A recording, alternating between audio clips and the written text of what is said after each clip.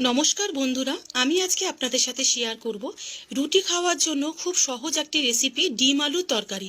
তো প্রথমে কড়াইতে তেল দিয়ে পেঁয়াজ একটু ভেজে নেবেন, হালকা লালচে করে ভেজে নেবেন, আর একটা শুকনো লঙ্কা ফোড়ন দিয়ে দেবেন।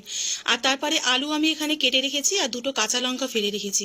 আলু ভাজার মতো যেরকম কাটি সেরকমই কেটেছি। তারপর সামান্য একটু নুন, হলুদ আর একটু সামান্য পরিমাণে চিনি দিলাম, যাতে রুটি খেতে তরকারিটা একটু মিষ্টি মিষ্টি লাগে। তো ভালো করে ভেজে নিলাম, দেখুন লালচে করে ভালো করে ভেজে নেওয়ার পর আমি এখানে সামান্য একটু জল দেব, যাতে আলুটা সিদ্ধ হয়। বেশি জল দেব না, যেহেতু তরকারিটা মাখা মাখা হবে।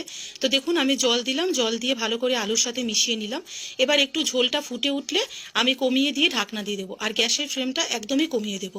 তো 5 মিনিট আমি রাখার পর তারপরে ঢাকনা খুলে দেখলাম আলুর তরকারিটা একদম আলুটা সিদ্ধ হয়ে গেছে।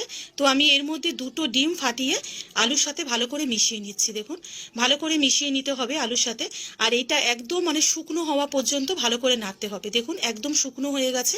তো কেমন লাগলো আজকের এই রেসিপিটি অবশ্যই জানাবেন, আর ভালো লাগলে শেয়ার করবেন।